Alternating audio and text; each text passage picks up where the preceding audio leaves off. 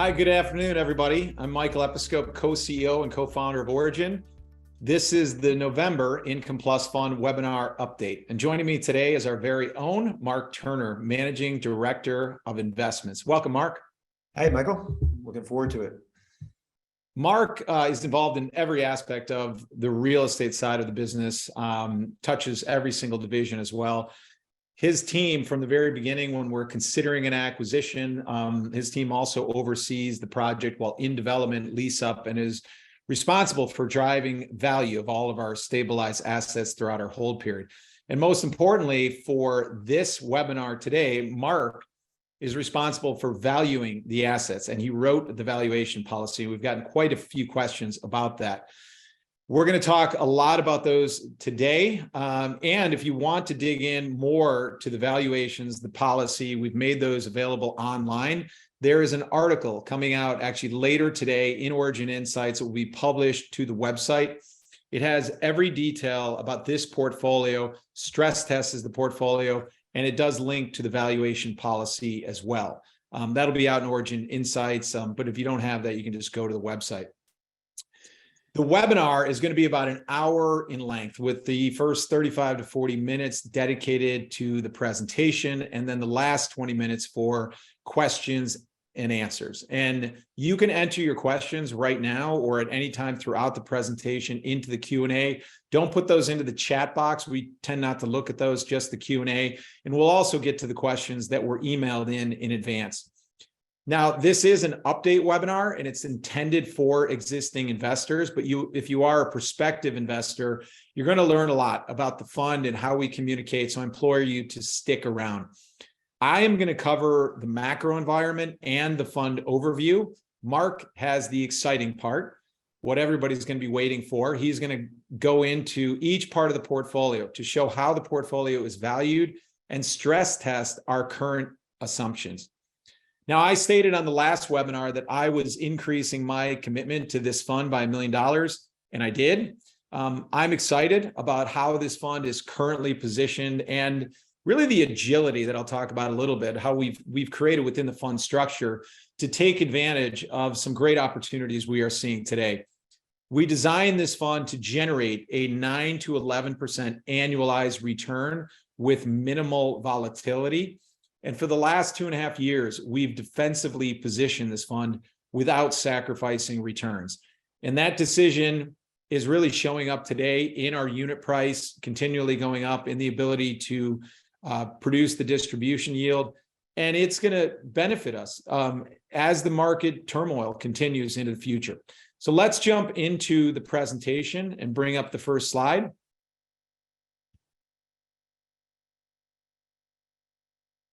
There it is. Marc, if you want to sign off, you can, or you can stay on so everybody can see it either way. So what you see in front of you is a Wall Street Journal article. And I showed this on the Growth Fund 4 webinar as well. A friend of mine brought this to dinner. I think this is something that's on everybody's mind right now. And the purpose of this article was to really highlight the difference in returns between non-traded REITs, real estate investment trusts, and publicly traded REITs. And there's a huge disparity right now, even in prices and returns, even though they both hold the same assets. Theoretically, they should track in the same direction when it comes to returns, and historically they have. So who's right? And that's one of the questions this webinar is meant to answer. Let's jump into the next slide. I think this slide really highlights this disparity, and the IncomePlus fund is up around 8 to 9% this year, while other assets have declined considerably. There was really nowhere safe to hide. Multifamily public REITs are down more than 25% this year. And there are some significant differences, though, with respect to this fund and public REITs and all funds. All funds have idiosyncratic elements to them, and they can't really be looked at side by side. Some funds are single asset, like us. We're only in multifamily. Other funds are diversified. Some funds have debt in them. We do, particularly some funds are all common equity. A public REIT, the ones we're talking about, they're generally all common equity with a small sliver towards ground up development, which is also common equity, but that's part of their strategy to generate returns. In our fund, close to 65% of our equity is in preferred equity and cash, meaning we are in a really 2/3 of our fund is in a really protected position.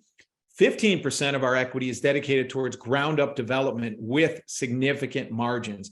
And only 20% of the fund is exposed to what we'll call kind of a core plus stabilized real estate. Keep in mind that we have not bought a new asset for this fund in 2.5 years, and we don't plan to until we see prices come down significantly. Gross asset values in the market today are probably down 8 to 12%, but we have very little exposure on the common equity side. Plus, and this is the most important part, Marc's going to go over this in more depth, Marc and his team never mark the assets up to peak prices. So if you don't write something up, then you either don't have to write it down or have to write it down a lot less. So some of the prices that we saw transacting in the market in the last year, these head-scratching prices, we couldn't believe it. That doesn't mean that we have to mark our portfolio up to that. So we always look, kind of threw away the outliers when it came to valuing the portfolio. Now, on the public markets, they tend to be good leading indicators, but they tend to overshoot in both directions.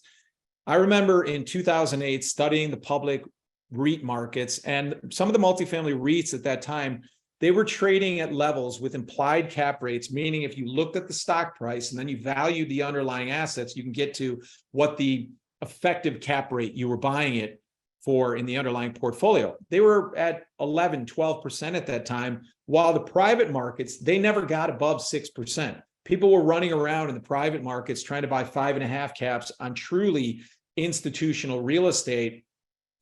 And that could barely happen, but yet you had this huge dislocation in the public markets where you could buy a 12 cap. And that was really where the opportunity was at that time, looking back.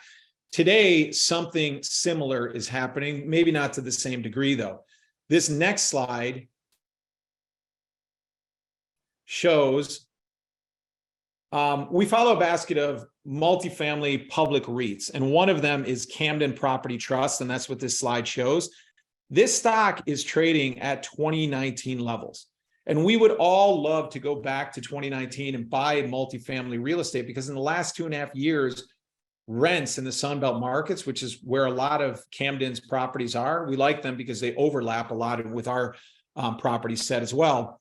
Rents are up 50%, values are up even more than that over that time frame. And so we're looking at this, and this is, we can't understand, like, why would this property or why would this REIT be trading at 2019 level when really the value of its assets after considering leverage is almost doubled? Now, admittedly, there should have been some correction in all of these REIT stocks due to the movement in interest rates, but not to these levels. Camden has an implied cap rate above 6%. That's not even close to private market cap rates. Where we estimate them today on a conservative basis, we can argue this till the cows come home, is about a 4.5%.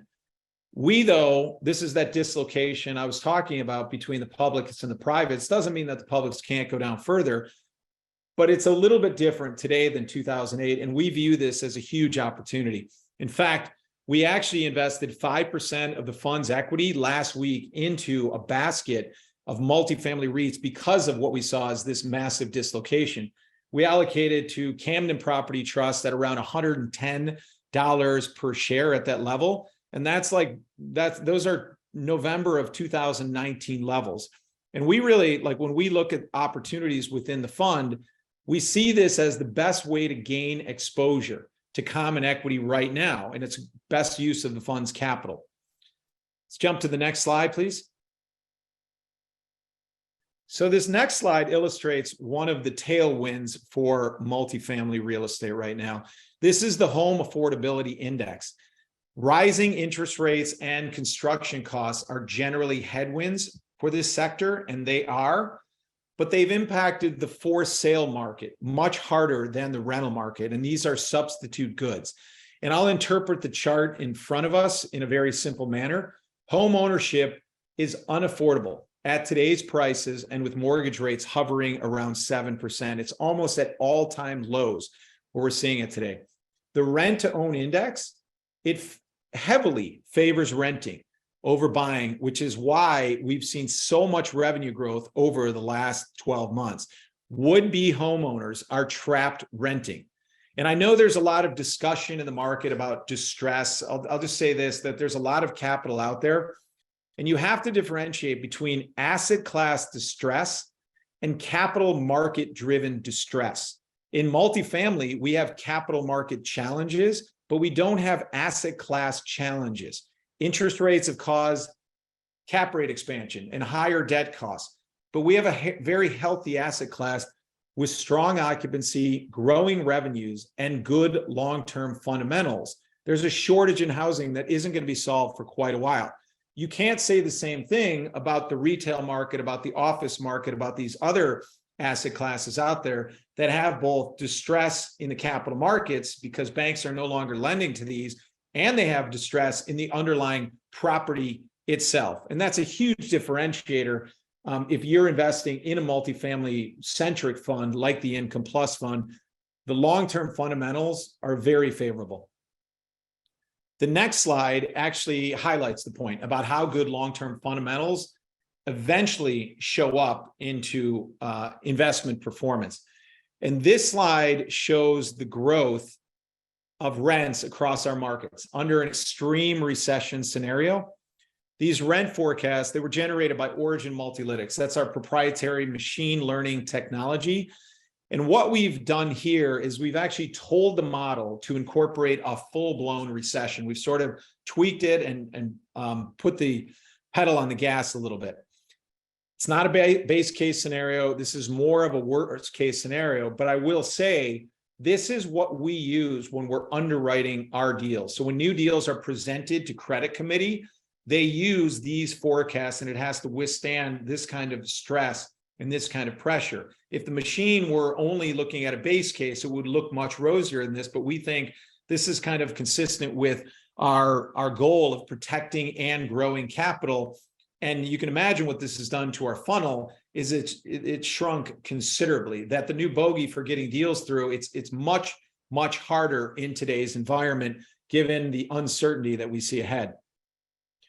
What you see in the chart in front of you, you see falling rents in year one in virtually every market except Colorado Springs, and then a general recovery after that. Year two, most of the markets have positive except for a few, and then no market is really immune from a downturn though, right? But it's this systemic and sustained downturns that we want to avoid.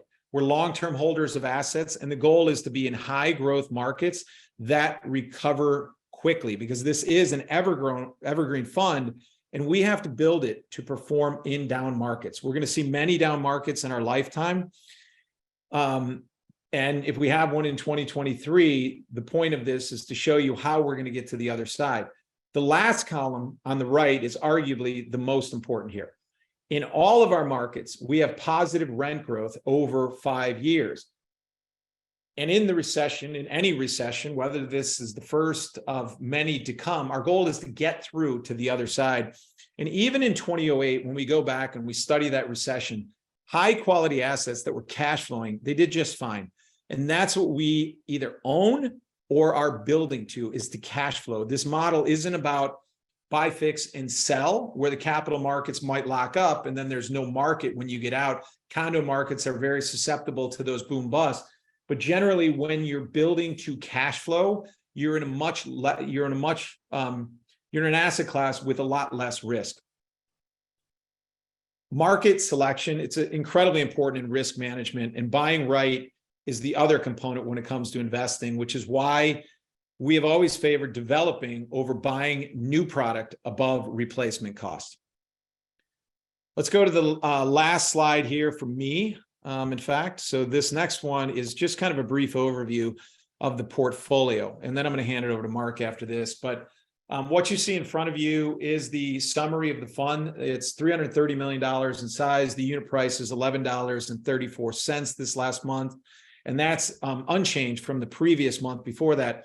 But we did distribute the yield during last month's period, so you can look at that. If you're in the fund, even though the unit price doesn't change, especially if you're in the drip, you're still making about 0.5% because that distribution yield doesn't show up, doesn't get added to the unit price. Our common equity assets, they're really conservatively leveraged right now at around 52, 53%. Our distribution yield stands at 5.6%. And that is going to be increased at the end of this year. And we're going to crunch some numbers and try to get it as close to 6% as we can, beginning of next year through the entire year. We are 48% invested in preferred equity today. And those investments produce an average coupon of a little more than 12%. So that part of the portfolio generates around 1% per month. And it creates that stability and the protection that we're looking for in this fund. 15% of the equity is invested in ground up development, which is that build to core strategy. And those assets, when they're built, they'll ultimately be recategorized as core plus. And we will then invest more capital into development projects, but we will never exceed that 20% threshold that we're allowed to invest in ground up development. So that's really our high return bucket that we continually replenish all the time. The core plus common equity assets, they make up around 21% of the portfolio. And that's the left-hand side donut. And the donut you see on the right is what the portfolio will look like at the end of the year. So the cash is going to be deployed across new preferred equity, and we're going to bring that ground up development sleeve up to 20%. And so those assets and those investments have already been identified today. We couldn't be more pleased with how the fund is performed and how it's positioned today. We have an incredible pipeline of deals that the team has been working on, and it extends into next year. And the makeup of this portfolio, it's so well protected that it's really going to allow us to play offense while others are playing defense. And we're going to be able to take advantage of opportunities if and when a significant downturn comes. Marc? Thank you, Michael. So as Michael just discussed, our portfolio allocation is one of the primary reasons this fund is positioned in a very defensive, it's in a very defensive position that will allow it to withstand any market downturns and take advantage of any opportunities that may come from any distress that might enter into the marketplace.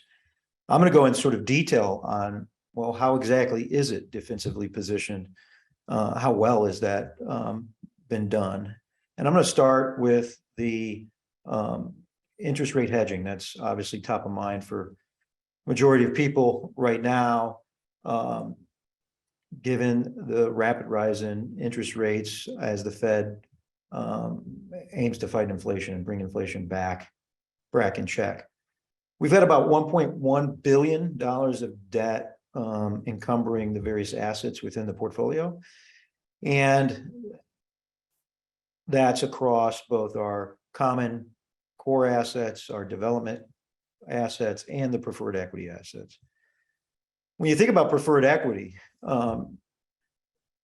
we're in those positions at only about 85% of the capital stack. So if interest rates were to rise at even higher levels than they are today, we've got inherent protection of just where those assets are, where our equity is positioned within the investment. There's roughly 15 to 20% of common equity and the potential profit that the common equity holders intend to create with those assets that would have to be wiped out through higher interest rates before our position is even put at risk. And that provides in itself a very strong interest rate hedge. For our common assets, we've done other hedging, including entering into interest rate swaps and swaptions. An interest rate swap is essentially where you trade floating rate risk, which we do have on our development properties, for fixed in exchange for fixed rate risk. Somebody else takes the other side of that equation. Swaptions are essentially like swaps, but they're options to enter into swaps at future dates. And the reason why we looked at swaptions were you actually have to have a construction loan in place to enter into a swap. A lender won't enter into a swap without having the underlying collateral associated with the hedge. And as some of our developments earlier in the year, we're still progressing to the point to where we were going to start construction and enter into a construction financing. We didn't have the ability to immediately enter into swaps. But we didn't want to take risk, interest rate risk, while we waited to get to that point, while we were working to get to that stage. And so swaptions allowed us to immediately hedge that risk versus having to take interest rate risk in the short run. And you can think about swaptions sort of like insurance policies, right? You pay a premium and you're protected insurance. If rates run significantly higher, we can then exercise that option, enter into the swap, and have protection. But swaptions are options, and options can lose value over time. So for instance, if interest rates eventually, maybe in the near term, go up, as they are expected to, but then come back in line, maybe because there's a recession, and now the Fed has to bring rates back in to stimulate the economy, well, then that option could be worthless. You just wouldn't exercise it. You wouldn't convert it into a swap. And now you're out the premium. Well, there's value in these swaptions while there's still time remaining before the future exercise date. And we time those exercise dates with when we would expect to put permanent financing on many of their development assets in late 2023, 2024. So we had decided when rates started to increase significantly that we would sell some of those swaptions, realize some of that gain. And that gain, we realized we bought about $3.4 million of swaptions and sold those for close to $10 million. We made a $6.6 million gain. If interest rates do indeed go back down by the time those swaptions would have been exercisable, that's $6.6 million of pure profit. That's cash that we can use to enhance the returns of the fund. If rates don't go down and either stay where they're at today or go even higher, that $6.6 million can be used to offset those higher interest rates. So it was sort of a win-win. We didn't sell all our swaptions. We've left some of them in place, and we do have still swaps in place. And those are worth more than what we had paid for them. Today, that's roughly about a $2.4 million unrealized gain. If interest rates continue to increase, we're protected against that because the swaptions would continue to provide a lower fixed rate, and so would the swaps. Next slide, please. I'm going to move on and talk about the preferred equity portfolio. Obviously, a large portion of the equity invested in IncomePlus has been invested in preferred equity. And that in itself is a very strong defensive position for the fund. I spoke about that just moments ago in terms of where we sit in the capital stack. Significant value erosion would have to occur before our equity is risk. Well, how much value erosion? If you look at the first column there, the underwritten rents, that is the rents that were incorporated in the underwriting that was improved by our investment committee when these investments were made. And the basis for determining those rents is both an analysis of the existing market, but also incorporating our machine learning tool, Origin Multilytics. At the time, we underwrote rents at about 1713. So if you look into the next column, this is just a stress test. What if rents were $200 lower than what we underwrote? And this is something that we do every time a deal is discussed at investment committee. How can we lose money? Where can things go wrong? So we don't look at just, well, where's the upside potential, but where's the downside potential? And two stress tests that could impact an asset are declining rents in a recessionary environment and expanding cap rates. Usually you won't have those happen at the same time. So if we enter into a recession and rents start to decline, you're likely going to see lower interest rates, and lower interest rates then can have some influence on cap rates and maybe allow cap rates to come in. Also, if the recession is short-lived and there's sort of the perception that rent growth engine will be turned back on, cap rates can also compress in anticipation of that future rent growth. So it's highly unlikely you'll have a situation where cap rates stay elevated beyond where they are today, which is what we've assumed in the stress test at 475, and rents stay significantly lower than where we underwrote. But if you look at this, just assuming just $200 lower rents, then the next column is the loan to value at stabilization. And this is essentially that projected NOI of each project, incorporating those stress test rents, capitalized at a 4.75 cap rate. And you compare that value, that asset value, to where we sit, our preferred equity position sits in the capital stack. So the senior loan is in priority to our position, but then we're next in line in terms of if the asset had to be liquidated. And for the most part, the majority of assets, even under this really extreme, what we would view as a very draconian scenario, fall below, the loan to value is below our position. There are several assets though, that 5 assets here that are above 100%. That means that those assets, if this scenario did play out, would be the principal invested in those assets could be at risk. However, markets don't work this way. They don't just move at $200. They don't all move in tandem. They decline and they also increase at different rates. And that's where we look to sort of the next 2 columns with the AI forecast. This again goes back to the slide that Michael touched on earlier. We incorporate the extreme recession forecast in all of our underwriting.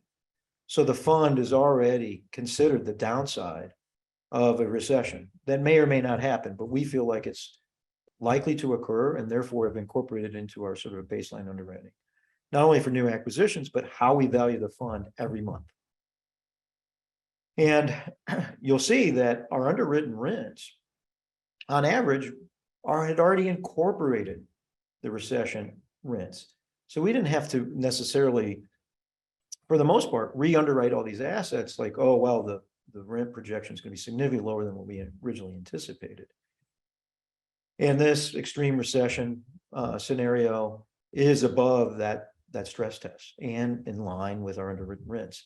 The next column, again, we'll look at loan to value at stabilization at a 4 and 5 cap, where we think the market is heading, may not be there just yet, but likely will be very soon. You'll see that there are really no assets that would be at risk. They're all below 100%. Majority are below 90%. We have 2 assets that are just at 90 or slightly above. And what we've incorporated in this column is not only the principal, but the return on that investment. Michael mentioned earlier that this portfolio will earn about a 12% return on average. Deals we're doing today, more recent deals, are generating about a 14% return as spreads have widened.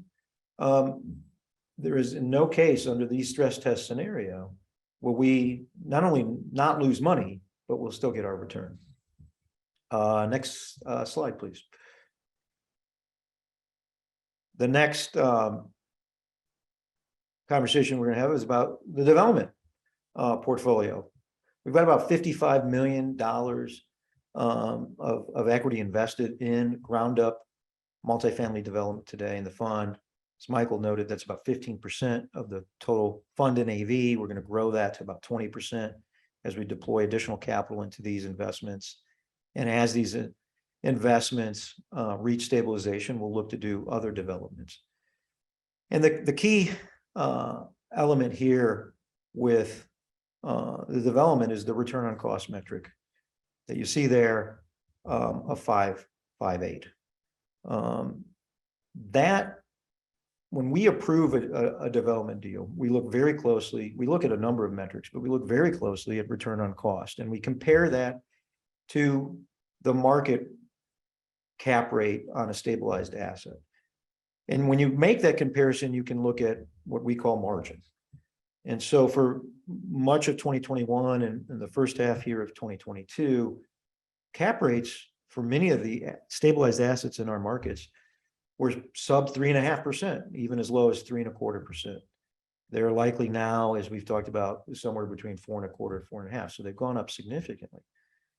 But when we approved each of these deals, we approved them at a return on cost averaging 5.58.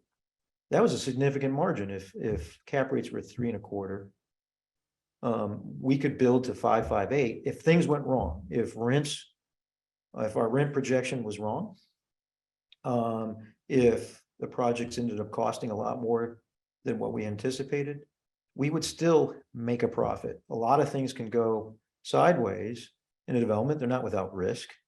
but we would still maintain a profit. And that's sort of the really important aspect of investing in development.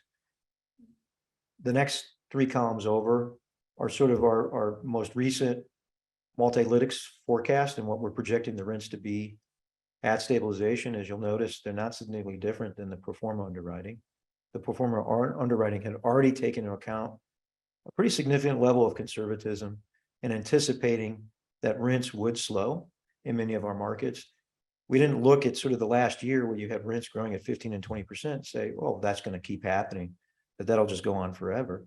But that's essentially what you were doing if you bought a core asset last year at a 3.25 cap. You had to rely on a continuation of rent growth and a low interest rate environment. Both of those things have not played out. Interest rates have gone up significantly and rent growth has slowed. And that's why we focused on development. As you'll see here, even at the extreme recession, rents projected, the portfolio at stabilization at the point in which we've got it fully leased is still projected to return on average a 1.52 multiple on the invested equity. So our margin is intact even under a recessionary scenario. The last column is the amount rents, the percent that rents would have to decline further from the extreme recession scenario that our multilytics is projecting for us to break even. And so that's another 12% decline in rents over another additional $200 over and above what multilytics is assuming in its downside scenario before we are exposed to any risk of losing our investment in the development portfolio. On the next slide, I'm going to talk a little bit about how we value ground up developments. We've gotten some questions in regards to this, and this is explained in a lot more detail in our policy statement that will be posted on the website later. But essentially, when you think about the valuation of ground up development, a good way to think about this is think about land. Let's just say a land parcel that's completely vacant. There's no buildings on it. There's no way to generate cash flow right now. It's just some dirt. Well, there's value to that dirt, and that value is based on the future prospective cash flow that can be generated by developing that land. And so when an investor is looking at sort of, well, how much should I pay for this land? They're building a model that projects out, well, here's what it's going to cost for me to build. Here's how much I can build. Here's the certain zoning restrictions that limit the type of property I can build or the extent of the size of that property, so forth and so on. And then ultimately, if I'm successful in building that, here's the kind of cash flow I can generate, the rents that I can charge on this property. Well, that's the same thing as we're progressing through the development process. We look out and say, we believe these assets will be worth X at the point of stabilization when they are generating cash, when they're fully leased. And we do that based on a tremendous amount of data points of being in these markets, knowing where transactions are trading, knowing what properties are charging for rents and monitoring those on a monthly, if not weekly, daily basis. And so incorporating all that knowledge in our underwriting, coupling that with the objective origin multilytics, which is just machine learning. We're not going in and putting in our own assumptions. It develops its own assumptions based on billions of pieces of data. So we merge our local sort of on the boots knowledge with the multilytics more objective knowledge to underwrite these deals, just as if we were underwriting it as a new acquisition opportunity that's being presented to our investment committee. So you come up and you say, well, the asset's going to be worth X at stabilization 2 to 3 years from now, once the construction is completed and once the project is leased up. But there's value created along the way. It doesn't go from a 0% gain all the way to a 1.5% gain, as we presented in the other slide at the point of stabilization. You're grabbing a portion of that profit. You're realizing a portion of that profit as you progress through the development process. And the way we sort of look at this, and the way most of development deals are underwritten by market participants third-party appraisers, is to say, well, it's at its most riskiest point before and when you just start construction. But as you get through construction, you put any potential construction surprises, cost overruns behind you, you're de-risking the asset. Then you de-risk it even more once you complete construction, but it's not completely de-risked because you still have to lease it. You still have to prove that you can get those rents and that people actually want to live here. But as you start proving that out and gain leasing, you create even more value. So we decline the discount rate as we move along that spectrum to account for that risk mitigation. And that's how value is being created as we move along through the development process. It's not just that we put more money into the deal, but that money is worth more now because it is worth the present value of that future value, albeit discounted back to take into account the different levels of risk as we progress through the process. There's a lot more on that in the development policy, and be happy to answer any follow-up questions, but just wanted to touch on that before we move on to the next slide, which is a discussion around our stabilized portfolio. As Michael noted earlier, we haven't bought a stabilized deal since March of 2020. And that's because the market had significant distortions in our view. You saw assets that were 5, 6, even years old, even older vintage, trading at prices that were above the cost to build brand new. And these assets weren't located in areas that were completely lacking any land sites that had complete barriers to entry. You could build, and there was going to be supply that taking place. We're developing in a lot of those markets. And so it makes no sense to sort of acquire an existing asset that, by the way, likely needed or will need in a short period of time, new capital to refresh the unit finishes, refresh the amenities, to be competitive with new supply that you would pay more than what it would cost you to build brand new. And that was a bet on low interest rates and rent growth. Well, that party has come to an end, and those assets we could see, that's where there could be an opportunity for IncomePlus as those assets may start to become distressed and need new capital to infused in them to continue along their business plan. That could be an opportunity for IncomePlus at much lower valuations where we could have bought into a core portfolio a year ago. And so when it comes to the existing portfolio, the 3 assets that we own, it would make no sense to value that portfolio at values that we wouldn't buy at. And so we never wrote up the fund to significantly higher pricing. In many markets, and I'll take Madison and Westinghouse outside of Austin, suburban Austin, we witnessed and were monitoring very closely and even underwrote these deals, but didn't participate in the bidding process because we already saw it going. 3 deals in that market, and they all traded at between 3.25 to 3.5 caps back in late 2021, and values that were $30,000 to $40,000 per unit higher than what we were carrying Madison Westinghouse for. And so we could have easily said that those are market data points. We could increase the value of Madison Westinghouse to those values.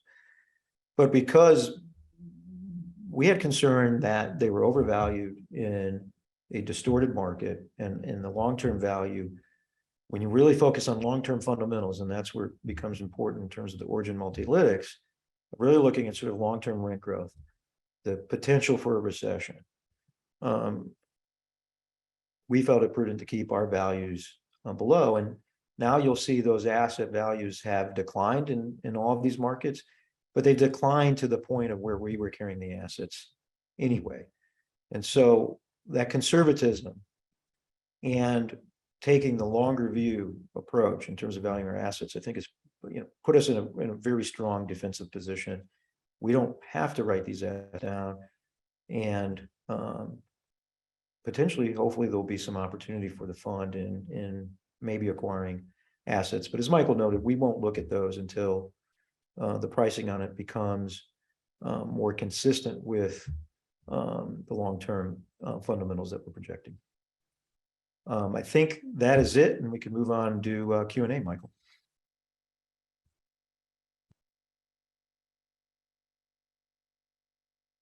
Michael, I think you're on mute.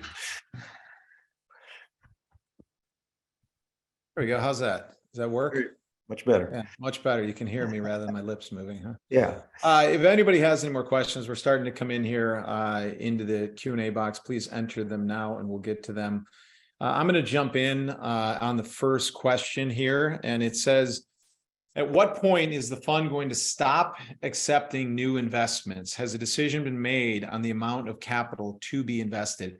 This is an evergreen fund, and we've talked about this a little bit. It's been a while, probably a year ago or something like this. This fund does not have a cap, and it is meant to continually bring in new investments. And the way it's been designed with the multi-strategy formula is that new investments will be put to work at the existing market rates. So either in preferred equity or in ground up development, and if value add or core plus ever gets to a point that we like, that's where it will be invested. If we didn't have this fund and it were closed ended and we had new opportunities, we would have to sell assets just to redeploy them into other ones. So new investments actually give us an opportunity to redeploy that in higher risk-adjusted return opportunities. And I think that's the benefit of this is really that we're taking all of your money at once and we're trying to generate that 9 to 11% annualized return rather than the called capital structures where we call it over 2 years, we hold on to it, build a portfolio, and then send it back over the next kind of 4 to 5 years.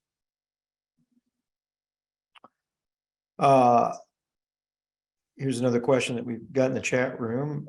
Is the 5.6% distribution yield as of 10/1/2022 a cumulative year-to-date number, an annualized year-to-date number, or a trailing 12-month number? That's an annualized number based on the dividend that we're paying in the month that was paid in the month of October over the NAV, and that's how we typically report that out.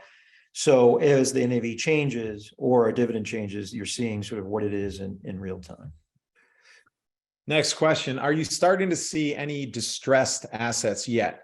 The answer is no. We haven't seen income come down. I addressed this a little bit in my presentation that the asset class itself is not under duress right now. That could happen if we start to see rents fall off next year, especially if rates stay high. What we are seeing is the lending markets start to pull back. So where lenders used to go up to 65, even 70%, their new tests are much more rigorous and they might be coming to the table with 55 to 60%. So the opportunity, especially in the preferred equity market with the dislocation, is allowing us to go occupy the capital structure from like 55 to 75%. So lower in the capital structure at a higher coupon today than what we could find a year ago when capital was really robust. You'd have to go up into the 85% range and sort of occupy 65 to 80, 85% at that time. So it's not distress, but certainly the opportunities today are in the credit market side of the equation. And the other thing, as this fund matures over time, if there become distressed opportunities in the common equity side, we will absolutely take advantage of those. This fund has a tremendous amount of flexibility to do so. Next question is, how are you mitigating the potential for increased vacancies and more multifamily coming to the market that Origin invests in? So we talked about some of what we've done is obviously portfolio construction, investing in ground up development, investing in preferred equity, predominantly over the last 2 years. It is step one, right? You invest the right way. The step two is that you underwrite the right way. You underwrite taking into account potential downside scenarios, taking into account the fact that there could be a recession, and not making that just a downside sensitivity, moving that into sort of your baseline underwriting. Second, where we invest, it's assets that are operational. We focus on the resident experience. So when it comes down to, I have a choice because the market's gotten softer and now I can move somewhere else, cheaper rent. We don't want to be a commodity. We want people to stay and say, you know what, I'm willing to pay a little more to live here because it's been such a great experience. I've made a lot of friends here. Service has been tremendous. It fits with sort of my branding, my self-branding, and all those things are really important to residents. So it's each of those items go into defensively positioning the portfolio, not only against new supply, but against an economic downturn. Mark, there's a few questions I want to tackle here all at once. What is the forecast for income and appreciation given the uncertainty? And then there's a couple tax questions. So the forecast of this fund hasn't changed. We've repositioned it to continue to generate 9 to 11% returns, and we believe we can do that. What I would recommend is if you go back to our August webinar, in there, I created these different scenarios, sort of an upside, downside, looking at the different pieces of the portfolio, stress testing them, and sort of got to a 5% to a 16% range, depending on what happens in the environment. So you can go back and take a look at that. And then there were two questions about taxes. How are state taxes handled? This fund does have a REIT blocker, so you're only going to get one federal K1. You will not get K1s on every property out there. And there's an LLC that sits on top of the REIT blocker, so it's very tax efficient. And then the tax treatment of returns was another question that somebody asked about. In 2021, 95% of the distribution was tax-free. We try to run this fund as tax efficient as we can, with the first goal, though, of protecting and growing capital. And there's another question about how do the REITs that we just purchased impact the tax return. It's 5% of the fund. It's incredibly negligible. This fund, we can actually have 40% of securities and still not be registered. We don't plan on that. So this is a very small allocation. And again, our first responsibility is to protect and then generate returns and then maintain that tax efficiency. It's all sort of part of the decision-making that goes together about running this fund. There's a question on, are there any plans to sell a property? No, not in the near term. One of the things that we're working on with District Memorial, the asset in Houston, is there's a program all over the state of Texas, but it's been more prominent in the Houston MSA, is an opportunity to enter into what they call a PFC, a Public Facility Corporation arrangement, where in exchange for agreeing to affordable level of affordable rents across your property, and 51% of units to lower the rents to meet sort of affordability requirements, you're able to eliminate the entirety of your taxes and real estate taxes. And in Texas, real estate taxes are a significant portion of the overall expense load on a property, and there's a lot of uncertainty because they're revalued every year. So we'd be removing a tremendous amount of cost, which would enhance cash flow significantly, and removing a lot of sort of uncertainty, which makes the asset more valuable. You're taking away risk. You are lowering your potential revenue by agreeing to affordability, but you're also doing something very positive for the local area in terms of creating greater affordability, allowing the property to become affordable for a broader broader demographic within the market. And so that's something that we're working on now. It's not a 100% done deal, but we do have a high level of confidence we'll get it done, and it's going to significantly enhance the cash flow of the investment. So we think that's a better choice than selling that asset. And it's sort of the same situation with the others, that other assets that we've looked at, but that we believe that there's still opportunity to create value in the long term. And this isn't a fund set up to sort of buy, fix, and sell, churn costs, and then just reinvest those dollars into something very similar. That would be very inefficient. This is set up for sort of long-term efficient investing. Go ahead, Michael. Yeah, no, I was just going to say, and those properties contribute quite a bit of depreciation for that tax efficiency as well. Yeah. This next question is from Steve, and he asked about a sidecar opportunity in the fund, and we sort of hinted that we were going to do this, and it is every intention of ours to do so, Steve, and anybody else who's interested as well. This is something that once I jump off this webinar, I'm going to talk to the deal team to find out what's going on that side. But as you can imagine, in this environment, a lot of this is outside of our control, because that sidecar opportunity is supposed to be in preferred equity. And so we're dealing with lenders out there at the end of the year. Some of them have already allocated, and some of these might get pushed into next year. But the goal is absolutely to have a sidecar between now and the end of the year. And we're going to try to push that out to everybody as quickly as possible. Here's a question that came over the chat from Gary. Gary, thanks for your question. At what point would you take a mark against a pref equity investment? And we've clarified this in our valuation policy that you can to read online. But the way we've looked at pref, which is a very conservative approach in terms of whether we would take an impairment on an asset, we look at sort of what is the NOI divided by our last dollar investment.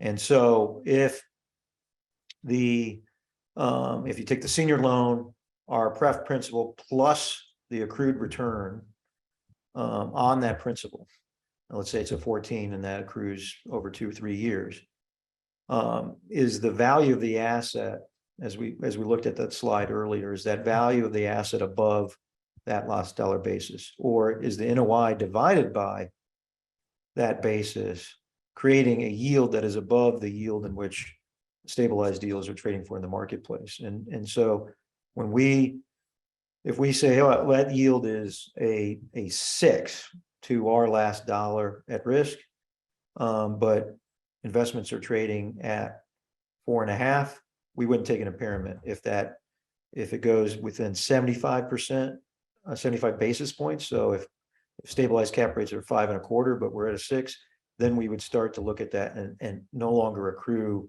preferred return. So we're taking a very conservative approach, looking at that every month, monitoring sort of where the market cap rates are, and just really comparing that sort of our last dollar basis versus where the market is, and not waiting until the market's at that last dollar basis, but when it's within that 75 basis point margin, which is really a very conservative approach.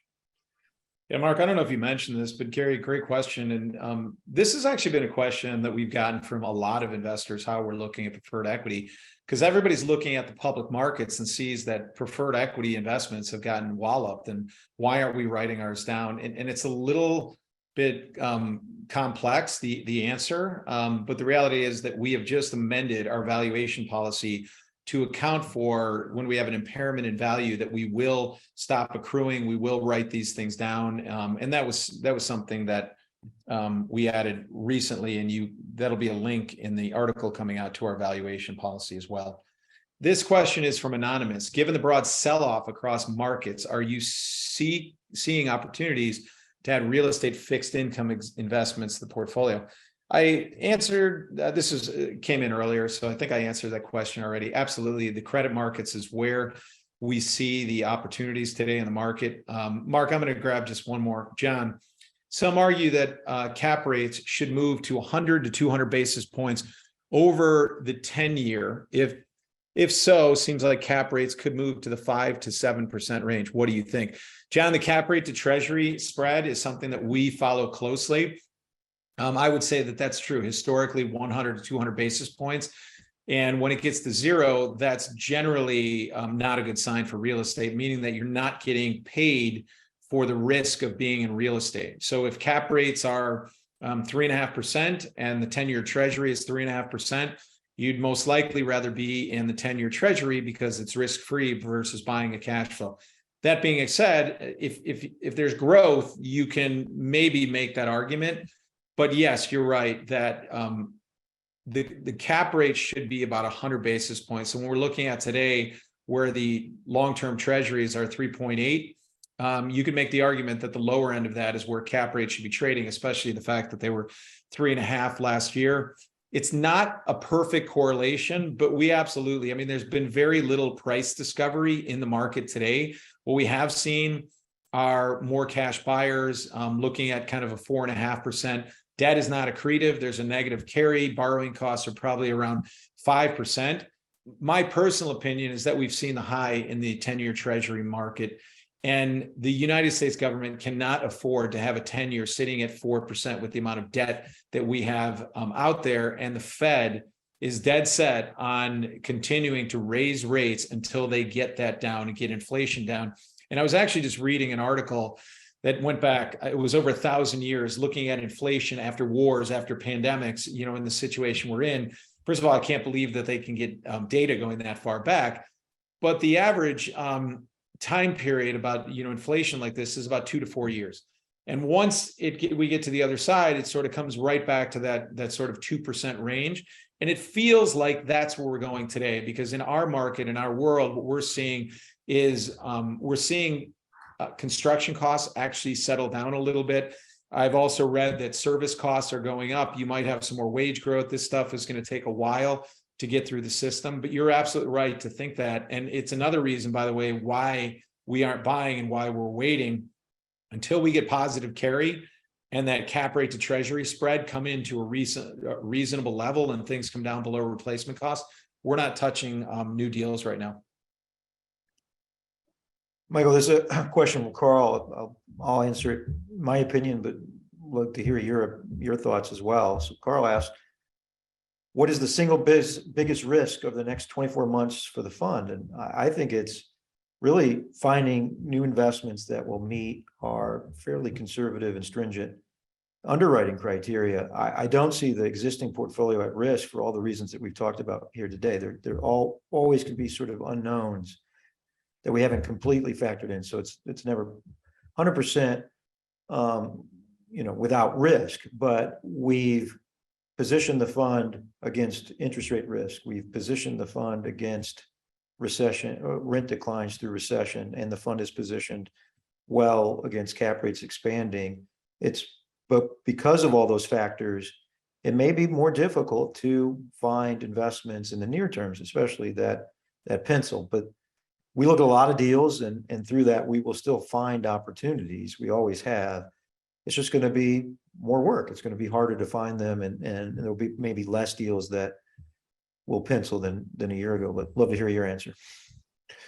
I think it always comes down to the unknown. Every business plan out there should be able to withstand 2-3 standard deviation moves, and you can make the argument that the 10-year is, kind of a 3 standard deviation move right now, and we feel fine. Are there cracks out there? Absolutely. A friend of mine just sent me an email the other day about a developer in Austin who's going bankrupt, right? And we're, the market isn't even fragile right now. But what happens in situations like that, these people are probably undercapitalized. They don't have any balance sheet equity. They're, like just hanging on by a thread, even in the good markets. We are a very well capitalized company, and the fund is in a great position today. So I think we're going to be in a position to take advantage of opportunities, but there's always the outliers that you can't, right? Like we're talking about interest rates. If interest rates go, somebody asked me a while ago at a lunch, like, well, what happens if, the 10-year goes to 8%? And my answer was, I hope you have gold in your portfolio, because nothing will work out there. And you have to believe that there's going to be a reversion to the mean of some sort, based on just logical thinking, right? And if we think that we wouldn't be doing and sitting here today and saying these things if we truly thought that the 10-year had a chance to go to 7-8%, that just wouldn't be the case. So I don't believe that's going to happen, and you sort of have to invest in a rational world, in a rational way, and take the information that you have at hand and make the best choices available. So it's a great question, and it's theoretical in nature, but I would say as risk managers, these are the things that keep us up at night, and why what Marc was talking about with the swaptions, like why we've done things, that are the outliers. They've actually worked for us today and benefited everybody who's in this fund, and will continue to benefit if the market gets out of whack more. This message, or this question, is from Eric, and Eric asked, you linked an article in a recent email that was very critical of private REITs versus public equity. It was not quantitative, but was interesting. Please summarize thoughts on this piece. I went over that a little bit. It's always difficult to know how other managers are valuing their assets. So a big part of this webinar today was talking about what we do and how we do things. And candidly, there's been very little price discovery in the market to point to comparable properties. So then you have to start really looking at, okay, what can we infer from what's happening in the market? What can we use for discount rates? There was a question asked earlier about the 10-year treasury to cap rate spread. That's a great one. And so we have to almost infer where interest rates are today and use our best knowledge. And until we get price discovery happening on a robust level, maybe you won't see some of these funds writing down. And I hope you saw, like, the way we're positioned today, being exposed only 20% to common equity, even if the market rent starts sliding next year, that portion of our portfolio is so insignificant, and it's already valued conservatively, that I don't see that really impacting the unit price here to a great extent. There's a question regarding our input on preferred development delays and what our right of control are if there's an underlying default. So all of these agreements provide for our ability to step in and operate, manage, continue the development of the asset if there was a default by the sponsor, the common equity partner in those deals.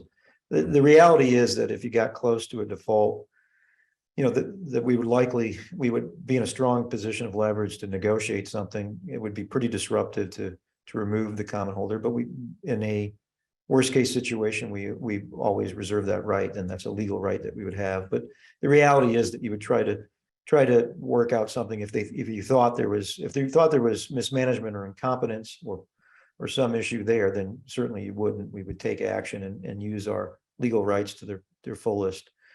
But likely there will be some opportunity to sort of get ahead of that, right? You just don't wake up one day and realize that the project sunk. And that comes back to sort of how we're continuously monitoring those investments. Although, we're not into the day-to-day management like we would be for our common equity assets. We do have biweekly or monthly conversations with the sponsors on sort of how the projects are progressing, and do monitor them closely. And we do share ideas of sort of how to add value to the project or create some efficiencies. And so it's a good positive collaborative relationship that we have with those sponsors. Yeah, and it's interesting, Mark, as I'm hearing you talking, I want people to understand that there might not be a recession next year. I was listening to the Camden Property Trust call, and they were very optimistic and upbeat about next year and revenue growth and everything else. And what we're doing is just talking about the downside and how we protect it. And maybe the Fed does their job and we get a soft landing and everything just continues to sort of smooth out, and we don't get those and some sort of recession next year, and we just grow, right? Like, we don't want to concern people too much. That's what the exercise here is about, is showing that if there is, this is what you can expect and how we're protecting your money and ours.